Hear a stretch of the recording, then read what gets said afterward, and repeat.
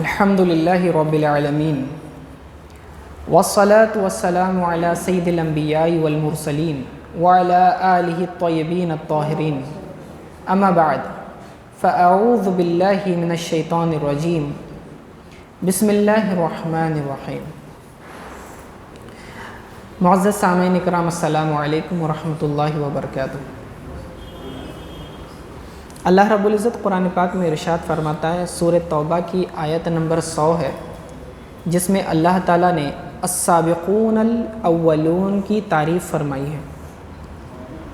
والسابقون الاولون من المہاجرین والانصار والذین اتبعوا معهم۔ اللہ رب العزت نے انصار اور مہاجرین میں سے جو لوگ سبقت لے گئے ایمان لانے میں، ان کی تعریف فرمایا وَأَعَدَّ لَهُمْ جَنَّاتٌ تَجْرِي تَحْتَهَا الْأَنْهَارُ خَالِدِينَ فِيهَا أَبَدًا، کہ ان کے لیے اللہ نے ایسی جنتیں تیار کر رکھی ہیں جس کے نیچے نہریں بہتی ہیں اور وہ اس میں ہمیشہ ہمیشہ رہیں گے۔ ذَلِكَ الْفَوْزُ الْعَظِيمُ، اور اللہ تعالیٰ نے اسے بڑی کامیابی فرمایا۔ ذَلِكَ، یہ بہت بڑی کامیابی ہے۔ تو ابتدائے اسلام میں جو لوگ سب سے پہلے اسلام قبول کیے، ان کی جماعت کو سابقون الاولون کہا جاتا ہے،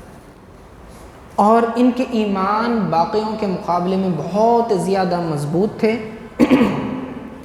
اور ان کی عبادتوں کا ثواب دوسروں کے مقابلے میں زیادہ ہے۔ سابقون الاولون اگر کوئی ایک نیکی کریں تو اس کا ثواب باقی دوسرے صحابہ سے کہیں گنا زیادہ ہے۔ ایک روایت میں آتا ہے، آقا علیہ السلام نے فرمایا، جس کا مفہوم ہے کہ ابتدائی زمانہ میں جو لوگ مسلمان ہوئے تھے، اگر وہ ایک مد گیہوں صدقہ کریں تو بعد والے لوگ احد پہاڑ کے برابر سونا بھی خرچ کریں تو ان کے ثواب کو نہیں پہنچ سکتے، اتنی بڑی فضیلت ہے۔ تو اولون، اول، پہلے، سابقون سبقت لے جانے والے، پہل کرنے والے، انیشیٹو لینے والے، آگے بڑھنے والے، جن میں سے چند ایک نام، 8 نام میں نے کل گنوا دیے تھے، جن میں سے حضرت ابوبکر صدیق رضی اللہ تعالیٰ عنہ تھے، حضرت خدیجۃ الکبریٰ رضی اللہ تعالیٰ عنہ، علی رضی اللہ تعالیٰ عنہ، زید بن حارثہ رضی اللہ تعالیٰ عنہ، حضرت عفیف کندی رضی اللہ تعالیٰ عنہ، حضرت جعفر رضی اللہ تعالیٰ عنہ، یہ سارے نام ہم دیکھ چکے، خالد بن سعید رضی اللہ تعالیٰ عنہ، یہ سارے لوگ۔ آج چند اور نام جانتے ہیں، جن میں سے حضرت عبد الرحمن بن عوف رضی اللہ تعالیٰ عنہ ہیں۔ یہ بھی جو ہے حضرت عثمان رضی اللہ تعالیٰ عنہ کی طرح کپڑوں کا بزنس کیا کرتے تھے، تجارت کیا کرتے تھے، امیر عمرہ میں شمار ہوتے تھے، اور اللہ رب العزت نے انہیں بڑا ہی حسن و جمال عطا کیا ہوا تھا، خوشحال گھرانے کے فرزند تھے، سرخی مائل چہرہ تھا، حسین اور زلفیں سیاہ دراز، پلکیں لمبی اور آنکھیں موٹی موٹی، ناک اونچی، بالکل انگلیاں جو ہے بھاری بھاری اور ہتھیلیاں بھری ہوئی تھی، دکھنے میں بہت ہی زبردست توانا جوان محسوس ہوتے تھے۔ گویا کہ مجموعی لحاظ سے انسان کے اندر جو انسانی وجاہت اور مردانہ علامات ہوتی ہیں، وہ ساروں کا جیتا جاگتا نمونہ حضرت عبد الرحمن بن عوف رضی اللہ تعالیٰ عنہ تھے۔ اب یہ 30 سالہ نوجوان کو دیکھ کر جو شخص بھی دیکھتا حیران رہ جاتا اور اس کی طرف دل مائل ہوتا۔ اب یہاں یہ چونکہ بزنس کیا کرتے تھے، یمن کی طرف اکثر جایا کرتے تھے، وہاں پر ان کا ایک دوست تھا عسقلان حمیری نام کا۔ یہ عسقلان حمیری جب بھی تجارت پر حضرت عبد الرحمن بن عوف آتے، ان کی آؤ بھگت کرتا اور ان کا بہت خیر و مقدم کرتا،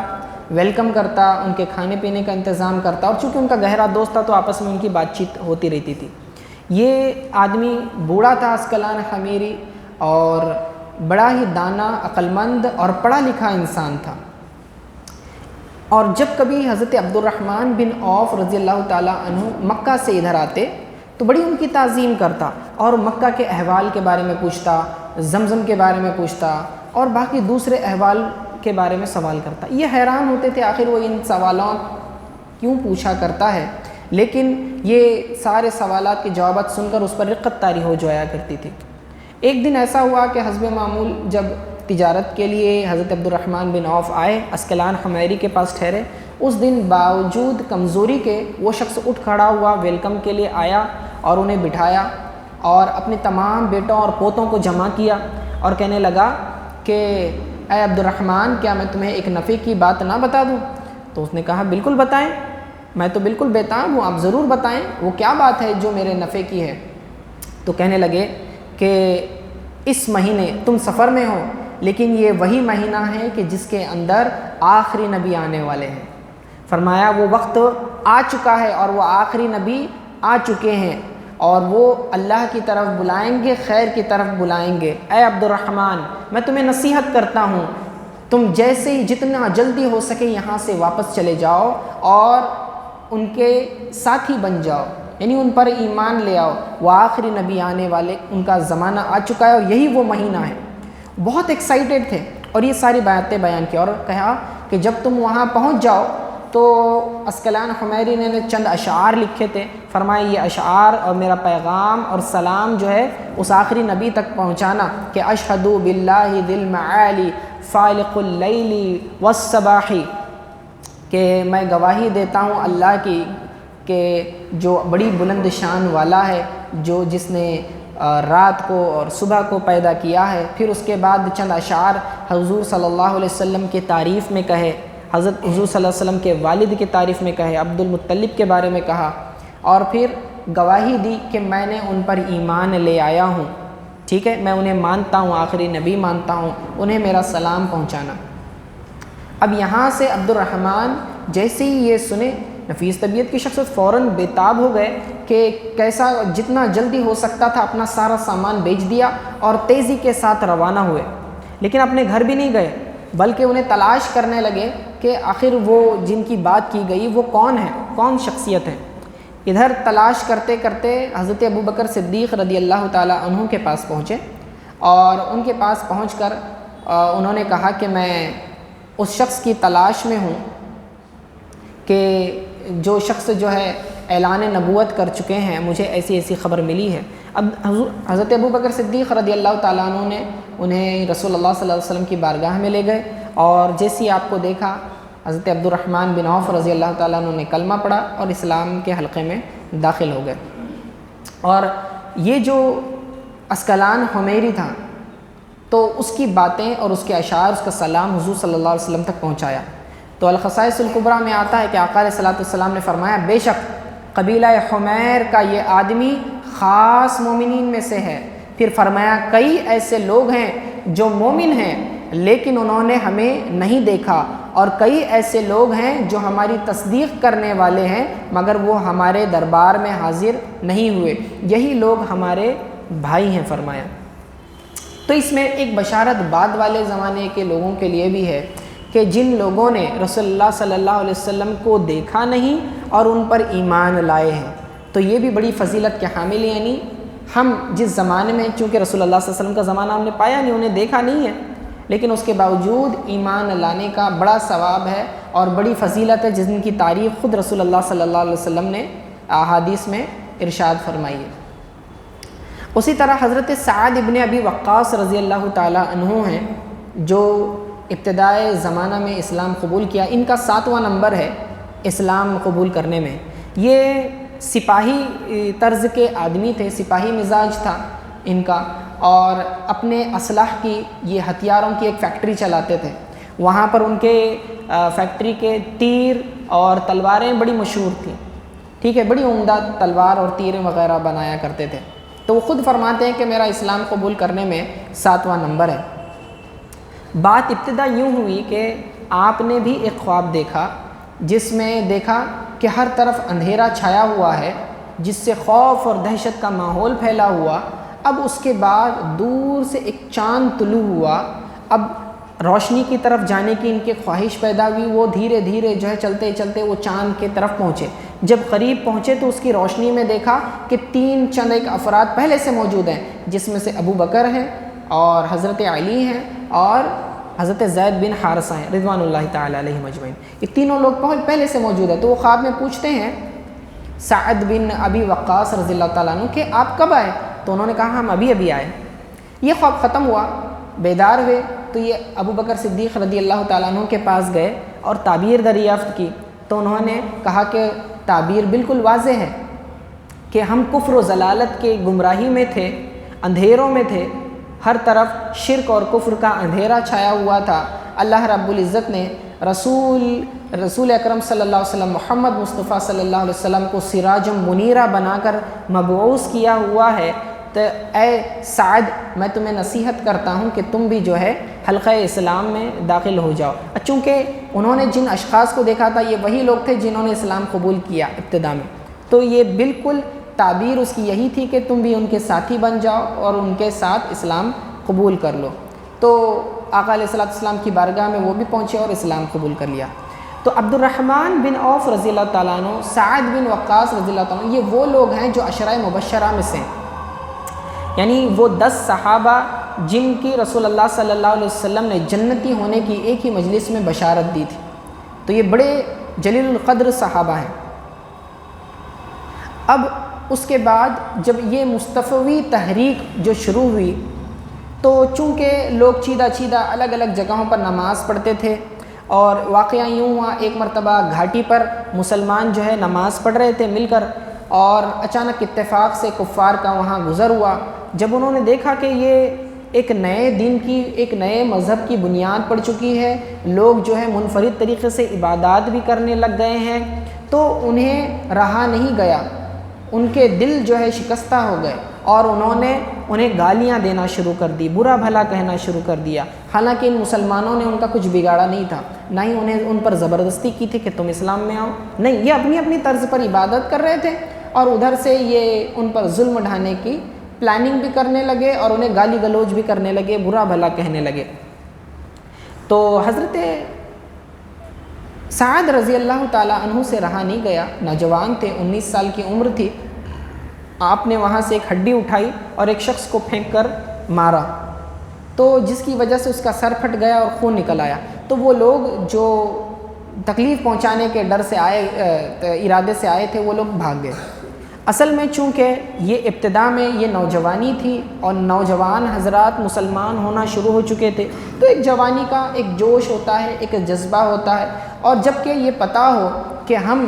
اسلام ہمارا حق ہے، ہم سچائی کے راستے پر ہیں، پھر تو ان کی ہمتیں اور بلند ہو جاتی ہیں، ان کے حوصلے اور بلند ہو جاتی ہیں۔ لیکن رسول اللہ صلی اللہ علیہ وسلم جو ہے حکمت پسند طبیعت کے شخصیت تھے، وہ نہیں چاہتے تھے کسی قسم کے ارلی کلیشز پیدا ہوں، تو اسی لیے آپ نے جو ہے ایک مقام ڈیسائیڈ کرنے کا سوچا جہاں پر تمام مسلمانوں کی جو ہے چھپ کر تربیت کی جا سکے۔ تو صفا و مروہ کے درمیان جو ہے وہاں پر ارقم رضی اللہ تعالیٰ عنہ کا جو ہے گھر تھا، تو وہاں اس گھر میں رسول اللہ صلی اللہ علیہ وسلم نے تمام صحابہ کو تعلیم دینا شروع کی، اسے دار ارقم کہتے ہیں۔ تو دار ارقم رسول اللہ صلی اللہ علیہ وسلم کا پہلا مرکز بنا، پہلا ہیڈ کوارٹر بنا، جہاں پر صحابہ کی تربیت دی جاتی تھی، ٹریننگ دی جاتی تھی۔ اسی طرح چند ایک واقعات بچوں کے بھی ہیں جنہوں نے اسلام قبول کیا، البتہ وہ تھوڑے سے ابتدا میں شرارت بھی کرتے تھے، لیکن شرارت میں بھی جو ہے ان کی جو ہے حکمت پوشیدہ ہوتی تھی۔ تو اس میں جو ہے ایک واقعہ یہ آتا ہے کہ قبیلے میں ایک شخص تھا عمرو بن جموح۔ عمرو بن جموح جو ہے ایک بت کا بڑا عاشق تھا، اسے صاف کرتا، سنوارتا، سجاتا اور اس کی عبادت کرتا تھا۔ اب یہ ابتدا میں چند نوجوان بچے اور جو اسلام قبول کر لیے تھے انہیں ایک شرارت سوجھی، اور یہ عمرو بن جموح جو تھا یہ بوڑھا شخص تھا لیکن بت کا بڑا عاشق تھا۔ تو ان بچوں نے پھر کیا کیا، رات کے وقت اس کے بت کو چرا لیا اور گندگی میں پھینک دیا۔ صبح جب یہ اٹھا تو اپنے بت کو نہیں پایا عمرو بن الجموح، اور تلاش کرنے لگا کہ میرا بت کہاں ہے۔ ڈھونڈتا جب دیکھا تو غلاظت میں پڑا ہوا ہے، تو بڑا اس کو شدید غصہ آیا۔ پھر اسے اٹھایا، دھویا، صاف کرا اور اس کو سجا کے دوبارہ اس کی پوجا کرنے لگا۔ اب یہ عقلوں پر چونکہ پردے پڑے ہوئے تھے تو فوراً یہ گرد اترنے والی نہیں تھی، تو پھر ان بچوں نے دوبارہ سبق سکھانے کے لیے کیا کیا، دوسری رات کو بھی ان کے بت کو چرایا اور نجاست میں پھینک دیا۔ دوسرے دن صبح اٹھا تو بڑا شدید غصہ آیا عمرو بن الجموح کو، اور اس نے تلاش کیا تو بت واپس گندگی میں پڑا ہوا ملا۔ پھر اٹھایا، پھر دھویا، پاک کیا، صاف کیا، اور پھر اس کے بعد کپڑے وغیرہ پہنا کے پھر اس کی پوجا کرنے لگ گیا۔ پھر اس کے بعد اس نے جو ہے یہ معاملہ ہوا تو اس کے گلے میں تلوار لٹکا دی غصے میں کہ جو ہے یہ بت تاکہ اس کی حفاظت کر سکے، اپنی حفاظت کرے۔ عقلوں پہ پردے پڑے ہیں تو سمجھ میں نہیں آتا تھا، ابھی بھی جو ہے ذہن جگہ پہ نہیں آیا اتنا سب دیکھنے کے بعد بھی۔ تیسرے دن بچوں نے پھر شرارت کی، پھر بت کو اٹھایا اور اس بار گندگی میں بھی ڈالا اور مرا ہوا کتا بھی باندھ دیا اس کے ساتھ۔ اب جب تیسرے روز جب عمرو بن الجموح نکلا اور دیکھا تو بت دوبارہ اسی حال میں پڑا ہوا ہے، تب اس کے ہوش ٹھکانے آ گئے۔ اب اس نے کہا کہ یہ بت، یہ جو اپنی حفاظت نہیں کر سکتا، غلاظت میں پڑا ہوا ہے اور اپنے آپ کو اس مردار سے جدا بھی نہیں کر سکتا، تو یہ میرا معبود کیسے ہو سکتا ہے؟ پھر وہ ہدایت کے راستے پر آیا، پھر اس نے اسلام قبول کر لیا۔ تو اس طرح سے آہستہ آہستہ لوگ جو ہے اسلام میں داخل ہونا شروع ہو گئے تھے۔ ساتھ ہی ساتھ یہ چونکہ جوان مرد حضرات جو تھے ان میں ایک جوش اور ولولہ تھا اور انقلابی تحریک کے یہ لوگ کارکن تھے، تو یہ خاموش بیٹھنے والے نہیں تھے۔ جب کہ حق پر ہوں تو ہم چھپ چھپ کر کیوں عبادت کریں، یہ ان سے رہا نہیں جاتا تھا، جس میں سے ابو بکر صدیق رضی اللہ تعالیٰ عنہ سر فہرست ہیں۔ کہ ایک مرتبہ جب دار ارقم میں رسول اللہ صلی اللہ علیہ وسلم تربیت فرما رہے تھے، تقریباً اس وقت جو ہے 30 کے قریب افراد مسلمان ہو چکے تھے، اور حضرت ابو بکر صدیق رضی اللہ تعالیٰ عنہ نوجوان تھے، 33 ایئرز کی ان کی ایج تھی اس وقت۔ تو آپ جو ہے کہنے لگے کہ یا رسول اللہ صلی اللہ علیہ وسلم، ہم حق پر ہیں لیکن ہم اعلانیہ اس چیز کا اظہار نہیں کر سکتے، میں چاہتا ہوں کہ آپ جو ہیں اس کا اعلانیہ اظہار کریں۔ لیکن رسول اللہ صلی اللہ علیہ وسلم کو اس وقت تک اعلان کرنے کا حکم نہیں تھا، لیکن ابو بکر صدیق رضی اللہ تعالیٰ عنہ سے رہا نہیں گیا اور کعبہ شریف کے پاس گئے۔ کعبہ شریف کے پاس جا کر جہاں سرداران قریش بیٹھے ہوئے تھے وہاں اعلان کر دیا، اور اعلانیہ شرک اور کفر سے بیزارگی کا اظہار کیا اور وحدہ لا شریک کی دعوت دی، اور رسول اللہ صلی اللہ علیہ وسلم کے سچے نبی ہونے کی گواہیاں دی۔ اتنا کہنا تھا کہ لوگوں سے رہا نہیں گیا، وہاں کے جو مشرکین تھے کہ ہمارے بتوں کو برا بھلا کہنے والے اور ایک نئے مذہب کی بنیاد ڈالنے والے، تو انہیں بالکل برداشت نہیں ہوا، اور پھر انہوں نے زد و کوب کرنا شروع کر دیا۔ حضرت ابوبکر صدیق رضی اللہ تعالیٰ عنہ کے ساتھ مار پیٹ شروع کی، حتیٰ کہ عتبہ نے تو حد ہی کر دی کہ مسلسل حضرت ابوبکر صدیق رضی اللہ تعالیٰ عنہ کی ناک پر وار کرتا رہا، حتیٰ کہ آپ کی ناک پھٹ گئی، خون نکلنے لگا اور بے ہوشی طاری ہو گئی، آپ بے ہوش ہو کر گر پڑے۔ جب بے ہوش ہو کر گر پڑے تو بعض لوگوں نے کہا کہ ابوبکر صدیق رضی اللہ تعالیٰ عنہ یہ ان کا جو حلیف قبیلہ ہے، اگر یہ مر گئے تو یہ قبیلے والے جو ہیں ان سے بدلہ لیں گے، تو ایک بڑی جنگ کی نوبت آ سکتی ہے، تو لوگوں کو دور کیا کہ تم جو ہے ابوبکر صدیق رضی اللہ تعالیٰ عنہ کو نہ مارو۔ جب لوگ ہٹ گئے تو پھر انہیں گھر لایا گیا۔ گھر لایا تو ان کی والدہ جو ابھی تک اسلام قبول نہیں کیا تھا انہوں نے جو ہے ان کی دیکھ بھال کی اور زخم وغیرہ صاف کیے۔ ہوش نہیں آ رہا تھا، لوگ صبح سے شام تک انتظار کرتے رہے، کیونکہ انہیں ڈر اس بات کا تھا کہ کہیں ایک فساد برپا نہ ہو جائے، کیونکہ ان کا قبیلہ جو ابوبکر صدیق رضی اللہ تعالیٰ عنہ کا تھا وہ جو ہے عتبہ کے قبیلے سے لڑنا پڑے، کیونکہ ان لوگوں نے، قبیلے والوں نے کہہ دیا تھا کہ اگر ابوبکر صدیق رضی اللہ تعالیٰ عنہ مر گئے تو بدلے میں عتبہ کو مارا جائے گا، اور عتبہ چونکہ سردار کا بیٹا تھا تو اسی لیے جو ہے لوگ بڑے ہی بے چین تھے کہ ابوبکر کے ساتھ کیا معاملہ ہوتا ہے۔ ہر کوئی امید کر رہا تھا کہ وہ ہوش میں آ جائیں۔ جب شام کے وقت ہوش آیا تو انہیں اپنی فکر نہیں تھی۔ پہلا جملہ جو انہوں نے اپنی زبان سے نکالا تو یہی تھا کہ رسول اللہ صلی اللہ علیہ وسلم کے ساتھ کیا ہوا، کیا وہ خیریت سے تو ہے؟ پہلا جملہ یہی نکلا تو لوگ انہیں ملامت کرتے ہوئے نکل گئے کہ ہم تو ابوبکر کی فکر کر رہے ہیں، انہیں تو اپنی فکر ہی نہیں ہے، وہ تو محمد کی فکر کر رہے ہیں صلی اللہ علیہ وسلم۔ تو ادھر جو ہے اب جواب نہیں مل رہا تھا کہ ابو بکر حضور علیہ الصلوۃ والسلام کے ساتھ کیا معاملہ ہوا، وہ خیریت سے ہیں یا نہیں ہے، اب بے چین ہے، نہ کھانا کھا رہے ہیں نہ پانی پی رہے ہیں۔ فرمایا اس وقت تک میں کھانا پانی نہیں کھاؤں گا جب تک کہ میں رسول اللہ صلی اللہ علیہ وسلم کے تعلق سے اطمینان بخش خبر نہ سن لوں۔ اب جو ان کی والدہ تھی وہ نہیں جانتی تھی کہ حضور علیہ الصلوۃ والسلام کہاں ہیں اور کیسے ہیں، تو حضور ابو بکر صدیق رضی اللہ تعالیٰ عنہ نے کہا کہ عمر کی جو بہن ہیں ام جمیل فاطمہ، آپ ان سے معلوم کریں، انہیں اس بارے میں پتہ ہوگا۔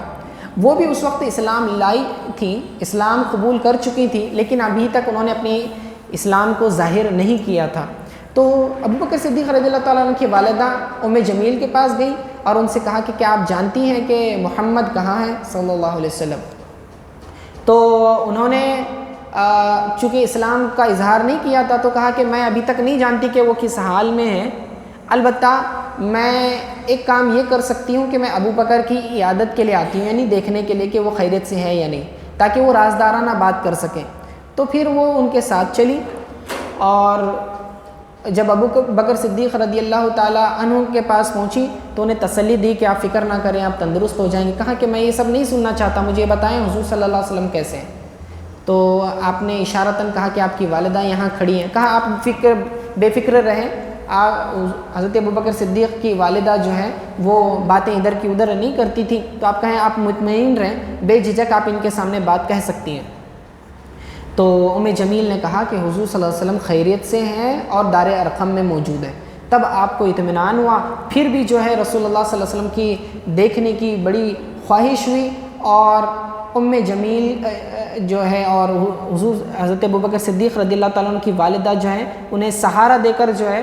دار ارقم میں رات کے اندھیرے میں لے گئے۔ جیسے ہی رسول اللہ صلی اللہ علیہ وسلم نے دیکھا، آپ پر رقت طاری ہوئی، آنکھوں میں آنسو آ گئے، اور اپنے دوست کا، یار کا استقبال کیا، جو اپنی تکلیف کی کوئی پرواہ نہیں کرتے تھے، رسول اللہ صلی اللہ علیہ وسلم کی صرف پرواہ کرتے تھے۔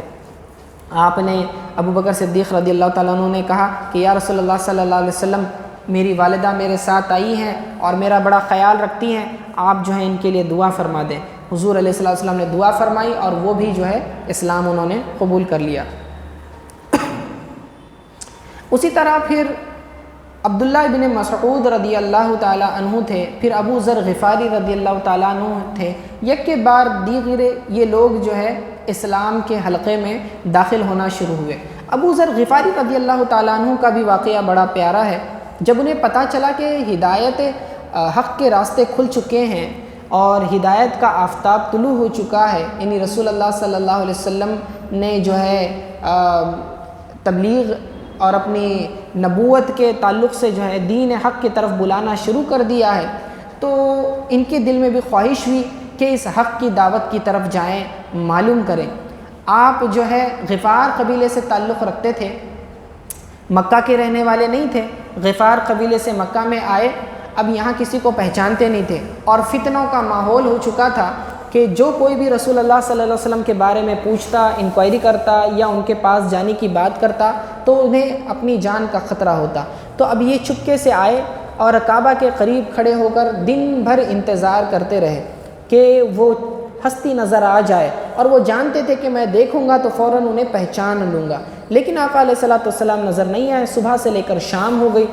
شام ہونے پر حضرت علی رضی اللہ تعالیٰ عنہ نے دیکھا کہ ایک اجنبی شخص ہے جو مکہ کا معلوم نہیں ہوتا، صبح سے لے کر شام تک کھڑا ہے۔ آپ بڑے مہمان نواز تھے، حضرت علی رضی اللہ تعالیٰ عنہ ان کے قریب گئے، کہا کہ معلوم ہوتا ہو کہ آپ مسافر ہو اور آپ کا شاید کام پورا نہیں ہوا جس مقصد کے لیے آپ آئے تھے، اور انہوں نے بھی نہیں بتایا کہ ہم مسلمان ہیں اور رسول اللہ صلی اللہ علیہ وسلم کو پہچانتے ہیں، نہ ہی ابو ذر غفاری رضی اللہ تعالیٰ عنہ نے سوال کیا۔ تو بس حضرت علی رضی اللہ تعالیٰ عنہ نے کہا کہ اگر آپ چاہو تو میرے گھر مہمان بن سکتے ہو، پھر صبح ہونے کے بعد آپ اپنے مقصد کی طرف چلے جانا۔ آپ کو یہ مشورہ پسند آیا۔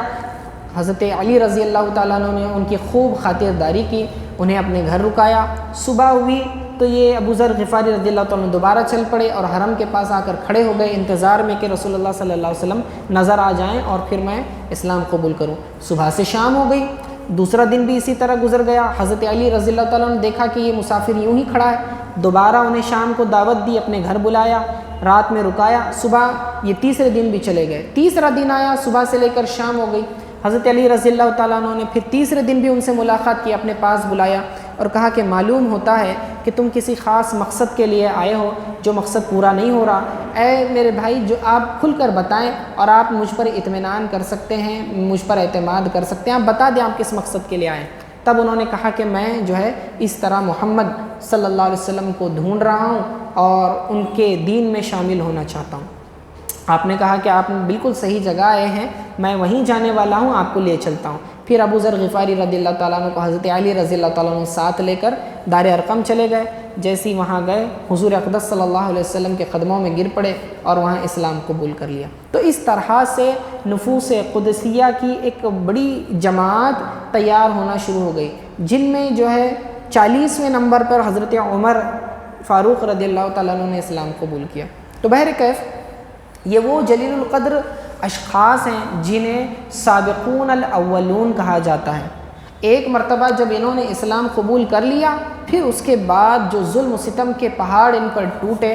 ہم اندازہ نہیں لگا سکتے انہوں نے کتنی تکلیفیں برداشت کی ہیں۔ ہم وہ لوگ ہیں جنہیں وراثت میں اسلام ملا ہے، مسلمانوں کے گھر میں پیدا ہوئے اور ہمیں لگتا ہے کہ یہ ہماری آباء و اجداد کی وراثت ہے۔ چونکہ مفت میں چیز حاصل ہوتی ہے تو قدر نہیں ہوتی، نہ ہمیں اپنے مسلمان اور ایمان والا ہونے کی قدر ہے، نہ ہمیں قرآن کی قدر ہے، نہ اس کی عبادتوں کی قدر ہے کہ جو اللہ تعالیٰ نے احکامات دیے، تعلیمات دیے، کوئی قدر نہیں ہے، بڑی ہی لاپرواہی برتتے ہیں۔ لیکن وہ لوگ جو حق کی جستجو میں نکلے تھے، اپنی پرانی زندگی کو چھوڑ کر اسلام کے لیے سب کچھ قربان کر دیا تھا، جسمانی تکلیفیں بھی برداشت کی، روحانی تکلیفیں بھی برداشت کی،